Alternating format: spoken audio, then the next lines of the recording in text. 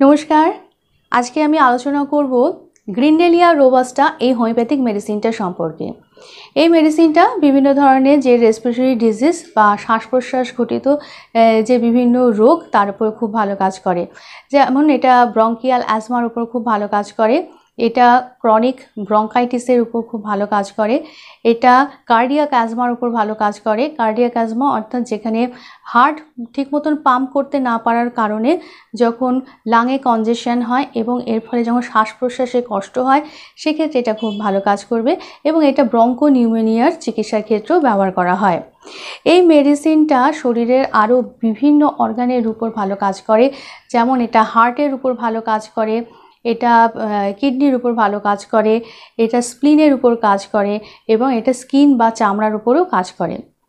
মেডিসিনটার কিভাবে কেন এই মেডিসিনটা আমরা ব্যবহার করব, কি কি সিমটমস থাকলে মেডিসিনটা ব্যবহার করা যায় সেই সম্পর্কে আমি আলোচনা করছি। তার আগে আমার চ্যানেলে আজকে যারা প্রথম দেখছেন তারা অবশ্যই চ্যানেলটি সাবস্ক্রাইব করে রাখুন, তাহলে আমি যখনই কোনো ভিডিও আপলোড করব সেই ভিডিওর আপনারা সহজেই কিন্তু ভিডিওগুলো পেয়ে যাবেন। এখন এই সিমটমসগুলো সম্পর্কে আলোচনা করছি। দেখা যায় যে রোগীর প্রচণ্ড শ্বাসকষ্ট থাকে এবং সেই সঙ্গে প্রচণ্ড কাশি থাকে এবং এই কারণে শুয়ে থাকতে পারে না, উঠে বসতে বাধ্য হয় এবং অনেকক্ষণ কাশি হওয়ার পর কাশির সঙ্গে আঠালো এবং চটচটে আঠালো সাদা কফ অর্থাৎ টাফ হোয়াইট মিউকাস এটা উঠে আসে এবং এরপরে কিন্তু শ্বাসকষ্ট এবং কাশি এগুলো কিছুটা কম থাকে, এই লক্ষণটা থাকবে। এবং সেই সঙ্গে দেখা যায় যে শুয়ে থাকলে ঘুমের মধ্যে হঠাৎ করে শ্বাসরোধ হয়ে যাওয়া এই লক্ষণটি থাকে এবং চেইন স্ট্রোক রেসপিরেশন যেখানে হতে দেখা যায় সেক্ষেত্রেও কিন্তু এই মেডিসিনটা খুব ভালো কাজ করবে। চেইন স্ট্রোক রেসপিরেশন অর্থাৎ যেখানে কনজেস্টিভ হার্ট ফেলিওর হওয়ার কারণে হয়ে থাকে সেক্ষেত্রেও কিন্তু এটা খুব ভালো কাজ করবে। গ্রিনেলিয়া রোবাস্টা হিউমিড অ্যাজমার একটা কিন্তু খুব ভালো মেডিসিন। এই শ্বাসকষ্টর সঙ্গে সঙ্গে আর যে লক্ষণগুলো দেখা যায়, যেমন পেটের বাঁ দিকে ব্যথা, পেটের বাঁ দিকে অর্থাৎ লেফট হাইপোকন্ড্রিয়ামে ব্যথা হয়, যেখানে স্প্লিন থাকে সেখানে ব্যথা এবং দেখা যায় যে স্প্লিনোমেগালি হতে দেখা যায়, স্প্লিনোমেগালি অর্থাৎ স্প্লিন বড় হয়ে যাওয়া, এই সমস্যাটার উপরেও কিন্তু গ্রিনেলিয়া রোবাস্টা ভালো কাজ করে। এছাড়া স্টোমাকের লক্ষণে দেখা যায় যে গ্যাস্ট্রিক আলসারের লক্ষণগুলো দেখা যায়, অর্থাৎ বমি হওয়া বা বমি বমি ভাব, খিদে কমে যাওয়া বা খিদে অতিরিক্ত বেড়ে যাওয়া, পেটে ব্যথা হওয়া, এই লক্ষণগুলো থাকে এবং সেই সঙ্গে দেখা যায় যে হাইপারক্লোরহাইড্রিয়া এটাও হতে এই লক্ষণটিও থাকতে পারে, অর্থাৎ গলা বুক জ্বালা করা এবং পেট ভারী বোধ, খিদে কম হওয়া এবং লস অফ ওয়েট বা দেহের ওজন কমে যাওয়া, এই লক্ষণটি থাকে। এবং গ্রিনেলিয়া রোবাস্টা এটা কিন্তু গ্যাস্ট্রাইটিসেরও একটা খুব ভালো মেডিসিন, যেখানে দেখা যায় যে খাবার ঠিক মতন হজম হচ্ছে না এবং ইউরিনের সুগার, এই লক্ষণগুলো কিন্তু থাকে।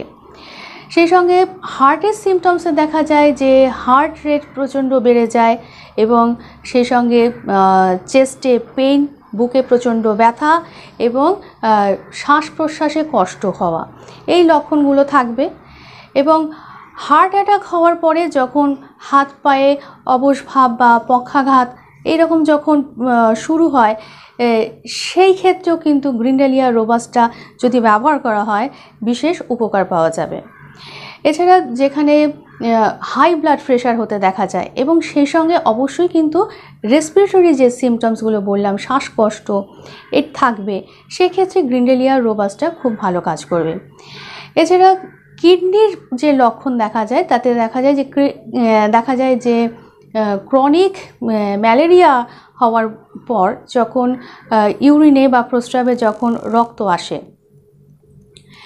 এবং সেই সঙ্গে রাইট কিডনিতে ব্যথা হওয়া এবং সেটা আস্তে আস্তে এরপরে লেফট কিডনিতে ব্যথা এটা থাকে শুরু হয় এবং দেখা যায় যে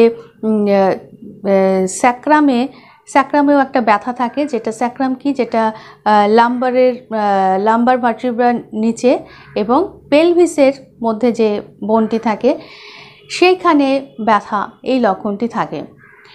এছাড়া স্কিনের যে লক্ষণ থাকে, স্কিনের লক্ষণে দেখা যায় যে র্যাশ লাইক রোজিওলা এটা থাকে, অর্থাৎ এটা একটা ভাইরাল ইনফেকশন। এতে দেখা যায় যে এটা সাধারণত বাচ্চাদের ক্ষেত্রে হতে দেখা যায় এবং এর ফলে দেখা যায় যে জ্বর থাকে এবং জ্বরের সঙ্গে বিভিন্ন রকমের স্কিনের ইরিয়াপশান থাকে, দানা দানা, শক্ত শক্ত দানা দানা থাকতে পারে, বা এটা ভেসিকিউলার হতে পারে বা ফোস্কার মতন ইরাপশানগুলো বা দানাগুলো হতে পারে এবং প্রচণ্ড জ্বালা, চুলকানি এরকম থাকবে স্কিনে। এবং আলসার বা ঘা, এই লক্ষণটিও কিন্তু স্কিনে থাকতে পারে। এই লক্ষণগুলো যদি থাকে তাহলে গ্রিনডেলিয়া রোবাস্টা মাদার টিংচার এটা আমরা ব্যবহার করতে পারবো। অর্থাৎ শ্বাস প্রশ্বাসের কষ্ট এবং তার সঙ্গে আনুষঙ্গিক যে লক্ষণগুলো সেগুলো অন্তত 70 to 80% এটা থাকতে হবে। এগুলো থাকলে আমরা গ্রিনডেলিয়া মাদার টিংচার এটা আমরা ব্যবহার করতে পারবো। এই মেডিসিনটা আমরা 5 থেকে 10 ফোঁটা করে ব্যবহার করতে পারবো। সেটা নির্ভর করছে রোগের প্রাবল্য কতটা। কারো কারো ক্ষেত্রে 5 ফোঁটা দিনে একবার করে ব্যবহার করলেই যথেষ্ট। আবার দেখা যায় যে কারো ক্ষেত্রে 5 থেকে 10 ফোঁটা হাফ কাপ জলে ভালো করে মিশিয়ে দেখা যায় যে দিনে 2 থেকে 3 বার দিতে হচ্ছে। তো এটা রোগের প্রাবল্য কতটা তার উপর নির্ভর করছে এবং এটা টানা 15 থেকে 20 দিন খাওয়া যাবে। তবে এই ধরনের অ্যাজমার চিকিৎসা বা শ্বাস প্রশ্বাসের কষ্টের যে চিকিৎসা, এক্ষেত্রে কিন্তু অবশ্যই কনস্টিটিউশনাল চিকিৎসা করতে হবে, যেটা পোটেন্সি মেডিসিন দিয়ে করা হয়।